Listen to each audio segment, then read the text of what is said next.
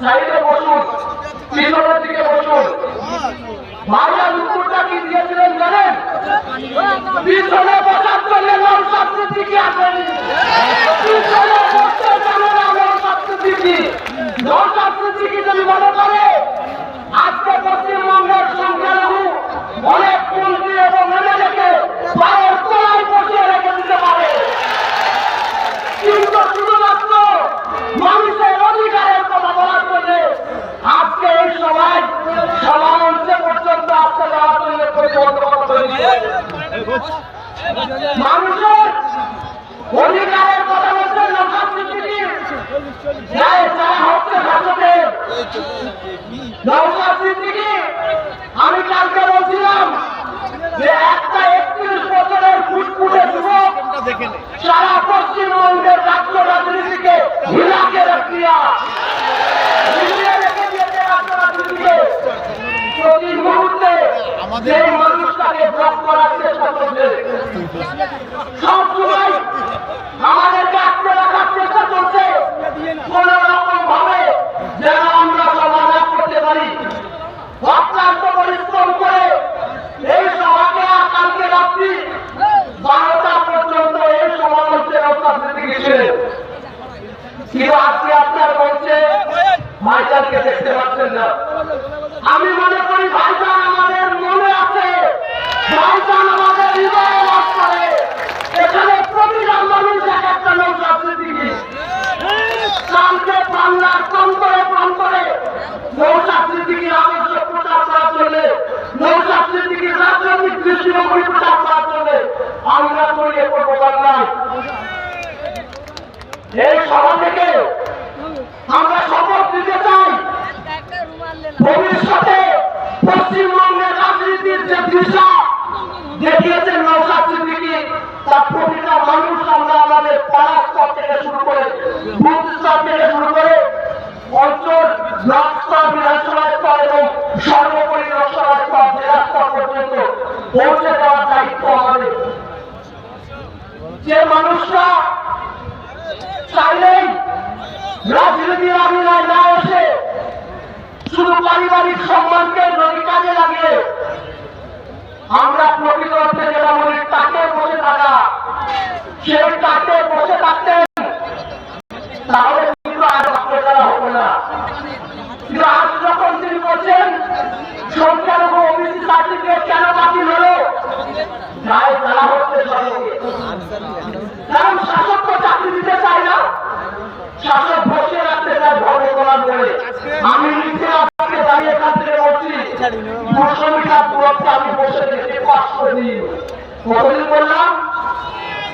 500 দিন।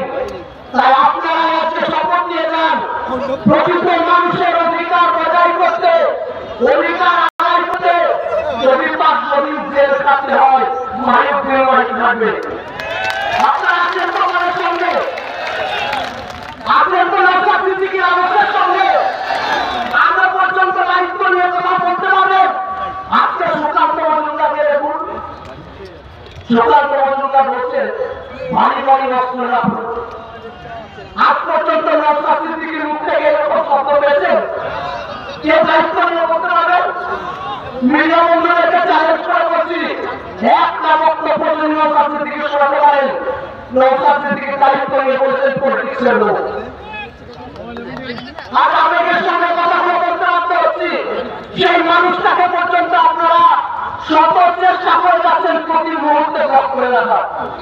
কিন্তু না, আমাদের নওশাদ সিদ্দিকী আমাদের আদর্শে, নওশাদ সিদ্দিকী আমাদের রক্তে, নওশাদ সিদ্দিকী আমাদের শিরায় উপশিরায় মিশে আছে। আপনারা চাইলেও নওশাদ সিদ্দিকীকে ব্লক করতে পারবেন না। নওশাদ সিদ্দিকী কাজে রাখতে নওশাদ সিদ্দিকী যেমন বিধানসভায় দাঁড়িয়ে ওবিসি সার্টিফিকেট সদস্যদের কথা বলছেন, যেখানে রাজ্য সরকার শুধুমাত্র ওবিসি সার্টিফিকেটের বলে কিছু মানুষ মুসলিম, আদিবাসী, এসসি এসটি ভাই বোনেরা চাকরি পেয়েছে। আজকে এসসি এসটি ফেক সার্টিফিকেটের শুরু হচ্ছে। আপনারা জানেন 2024 সালে 22শে ফেব্রুয়ারি ওবিসি সার্টিফিকেট ক্যান্সেল করে দেয়। আজকে 450 পশ্চিমবঙ্গে ওবিসি সার্টিফিকেটের এলসিএস সার্টিফিকেট না পাওয়ার কারণে আমার ডাক্তার ভাই বন্ধুরা আজ ডাক্তারি পড়ার সুযোগ পেল। মমতা ব্যানার্জি বলছেন নবান্ন বসে কারো কোনো অসুবিধা হতে দেব না, আর উল্টো দিকে ইনস্ট্রাকশন দিচ্ছেন অ্যাডমিনিস্ট্রেটিভকে যে এলসিএল সার্টিফিকেট দেওয়া যাবে না। বুঝুন মমতা বন্দ্যোপাধ্যায় যেটা করছেন, পিছন থেকে চুরি করা যেটা হয় আরএসএস এর সঙ্গে হাত মিলিয়ে প্রতিদিন আমাদেরকে চুরি হয়ে চলছে। এই রানীরা শরীরে কয়েকদিন আগে দেখলাম বড় বড় সব হুজুর সাহেবদের সভা হলো ওয়াকআপ বিলের নাম। কালকে যখন জেপিসি মিটিংয়ে আমাদেরকে জেপিসি চেয়ারম্যান যখন নওশাদ সিদ্দিকীকে বলছেন যে আসুন সাহেব ভোটো भिजा लीजिए, नौशाद सिद्दीकी बोला फोटो खिंचाने के लिए तो हम यहाँ नहीं आए, हम तो आए हैं अपने हक के लिए। हक जब तक नहीं मिलेगा ये लड़ाई करता रहेगा। যতক্ষণ পর্যন্ত আমরা অধিকার আদায় করতে পারবো ততক্ষণ পর্যন্ত আমাদের লড়াই চলবে।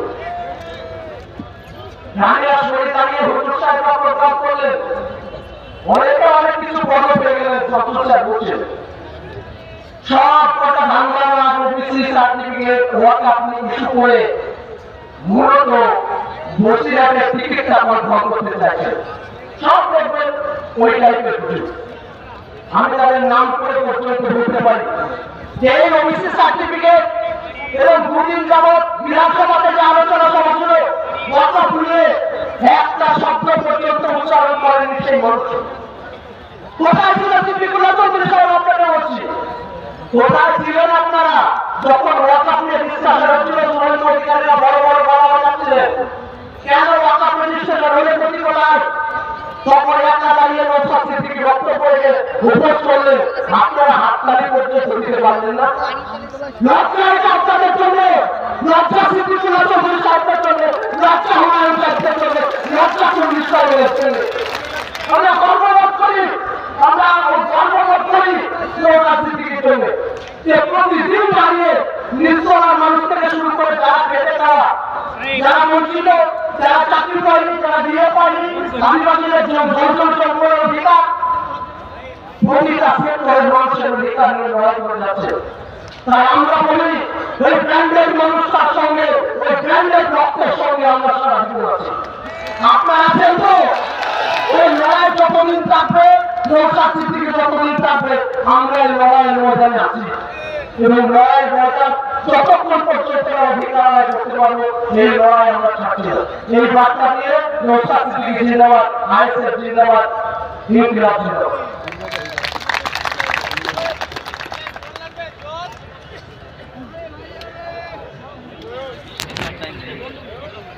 আমরা